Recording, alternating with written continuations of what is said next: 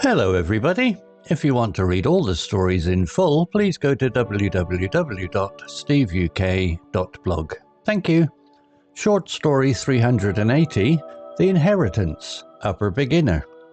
Sarah worked in a small bookstore in a quiet town in the English countryside.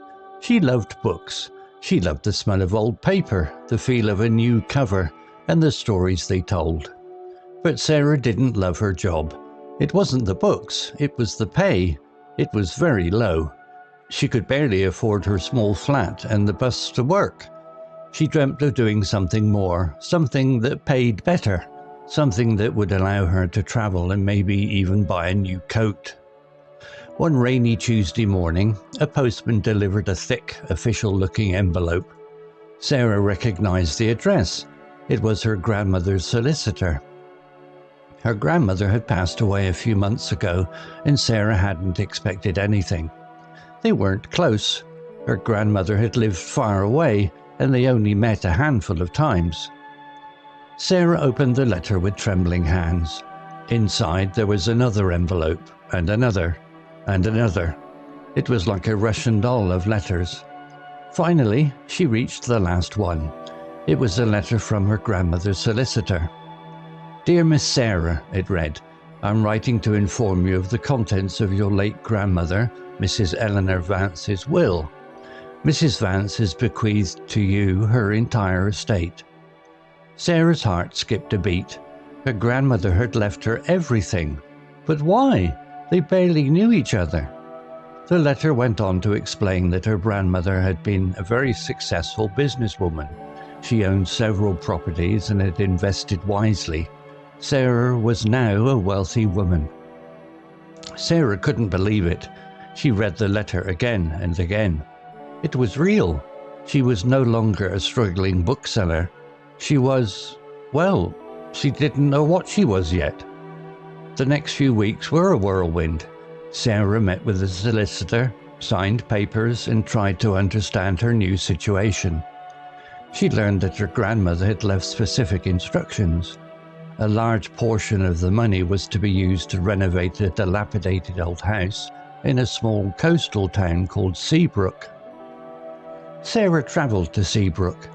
It was a charming place with colourful houses and a beautiful beach. The old house, however, was a mess. The paint was peeling, the windows were broken, and the garden was overgrown.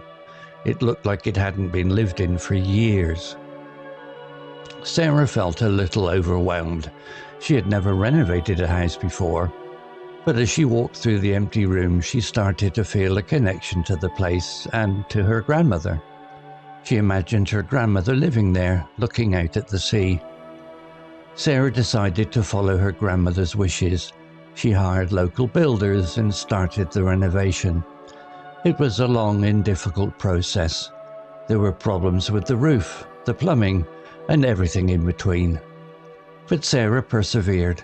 She learned about building materials, about planning permission, and about the importance of a good cup of tea for the builders. Slowly, the house began to take shape. Sarah chose bright colours for the walls, installed new windows, and planted a beautiful garden. She wanted to create a warm and welcoming home. One sunny afternoon, Sarah was sitting in the garden, admiring her handiwork, when she noticed an elderly woman walking by. She stopped and smiled at Sarah. This house looks wonderful, the woman said. It's so nice to see it being brought back to life. Sarah smiled back. Thank you, she said. It was my grandmother's house. Your grandmother? The woman asked, her eyes widening. Eleanor Vance? Sarah nodded. I knew Eleanor, the woman said. We were friends. She was a remarkable woman. She told me she was leaving her house to her granddaughter. She said she hoped you would love it as much as she did. Sarah's heart swelled with emotion. She finally understood. Her grandmother hadn't just left her money, she had left her a legacy. She had left her a connection to her past and a future full of possibilities. Sarah continued to live in the house in Seabrook. She opened a small bookshop, even smaller than the one she had worked in before, but this time it was her bookshop. She filled it with her favourite books and she loved talking to customers about them. She travelled occasionally, something she could never have afforded before, but she always returned to Seabrook, to her beautiful house by the sea, the unexpected inheritance that changed her life. And sometimes, when the wind was blowing just right, she could almost hear her grandmother laughing. Vocabulary notes: struggling, adjective, having difficulty and making a lot of effort to do something. Example: she was no longer a struggling bookseller. This means Sarah had a hard time making enough money as a bookseller. Similar words: struggling can be similar to having difficulty, finding it hard, or coping. Bequeathed, verb, to give something to someone in a will. Example: Mrs. Vance had bequeathed to you her entire estate. This means Mrs. Vance left everything she owned to Sarah in her will.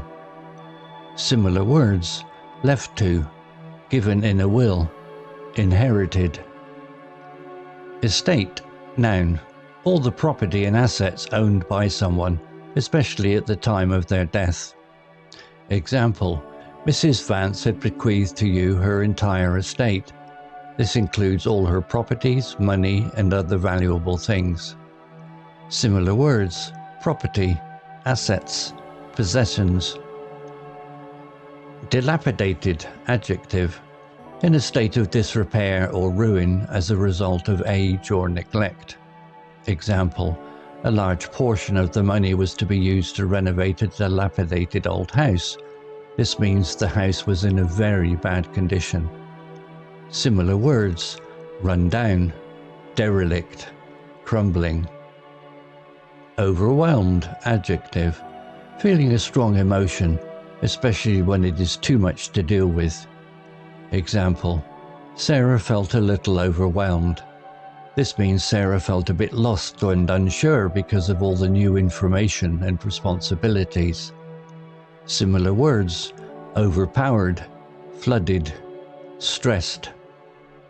Persevered, verb, to continue trying to do something difficult. Example: but Sarah persevered. This means Sarah didn't give up even though the renovation was difficult. Similar words: persisted, carried on, didn't give up. Legacy, noun, something handed down from the past, as a person's reputation or a body of work. Example: her grandmother hadn't just left her money, she had left her a legacy. This means her grandmother left her more than just money, she left her a history and a connection to her family. Similar words: inheritance, heritage, tradition. Charming, adjective, pleasing or delightful in a way that attracts. Example: it was a charming place, with colourful houses and a beautiful beach. This means Seabrook was a very nice and attractive place. Similar words: attractive, lovely, pleasant. Story written by Google Gemini 2.0 AI. CC Music, Drifting at 432 Hz, Unicorn Heads.